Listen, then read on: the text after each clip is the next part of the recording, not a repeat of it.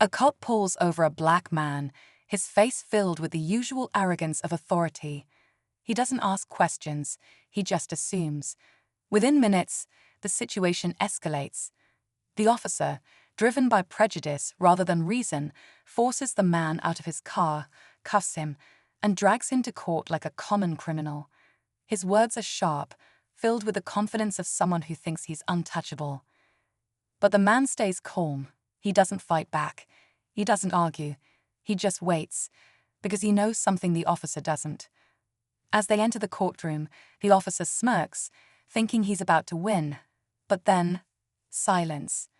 The judge looks up, recognition flashing in his eyes. The courtroom murmurs, and in that moment, the officer's world shifts. The man he thought was just another suspect, he's actually the Chief Federal Prosecutor, and now the real lesson is about to begin. The officer's smirk fades as he watches the courtroom shift. Whispers ripple through the room, eyes darting between him and the man he just dragged in. Confusion tightens in his chest. Why is everyone looking at him like that? The man calmly removes his handcuffs, his movements slow and deliberate.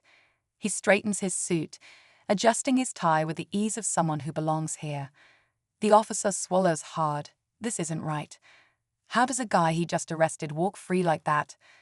Then the judge clears his throat.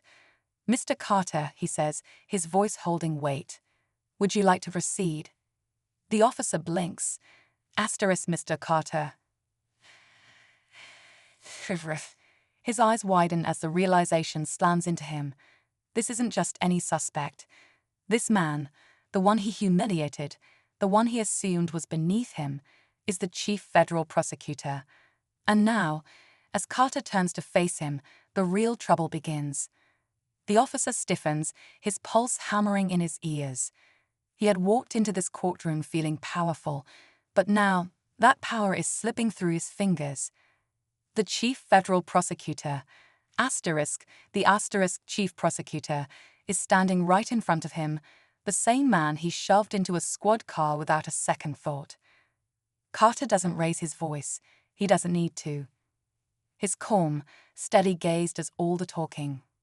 "Officer Daniels," he says evenly, and the sound of his own name makes the officer's stomach drop. "Do you know why we're here today?" Daniels glances at the judge, then at the murmuring crowd. His throat is dry. He thought he had control of the situation, but something tells him he's the one on trial now. Carter slowly steps forward, the room completely silent. "Because this isn't just about me," he says. "It's about something much bigger." Daniels shifts uncomfortably, his confidence crumbling under the weight of the room's silence. Every eye is on him now. The same authority he wielded so carelessly just minutes ago feels useless in this moment. He opens his mouth to speak, but Carter raises a hand, calm, controlled, yet firm. "You assumed," Carter says, his voice steady. "You saw my skin before you saw me. The words hang heavy in the air.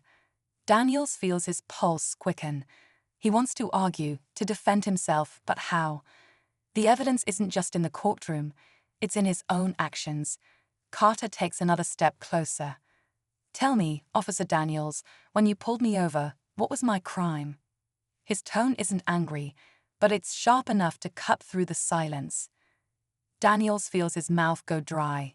He knows the answer. Everyone in the room knows the answer. But saying it out loud, that might be the hardest thing he's ever had to do.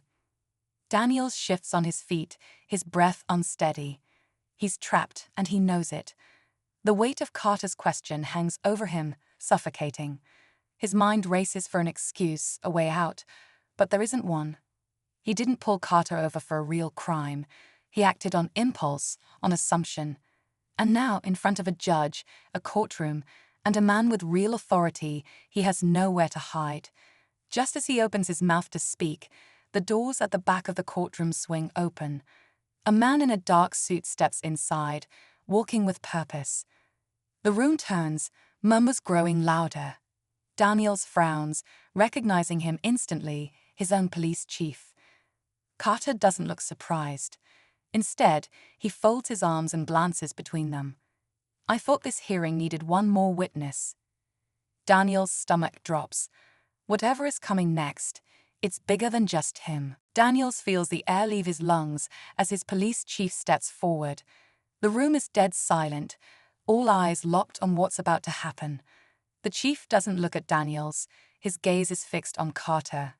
Without a word, he nods, as if confirming something unspoken between them. Then he turns to the judge. "Your Honor," the chief says, his voice firm, "before this hearing continues, there's something that needs to be addressed."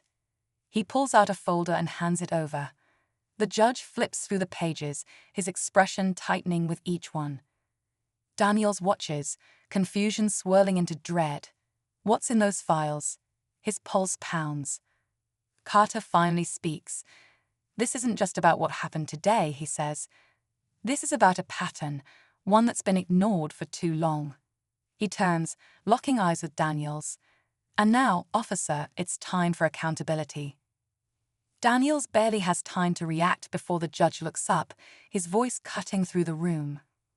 "Officer Daniels, effective immediately, you are placed under investigation." Gasps ripple through the courtroom. Daniels' mouth opens, but no words come out. He thought he was in control. He thought this was just another routine stop. But now, as reality crashes down, he realizes he was the one being judged all along. Daniels feels the weight of the judge's words sink in.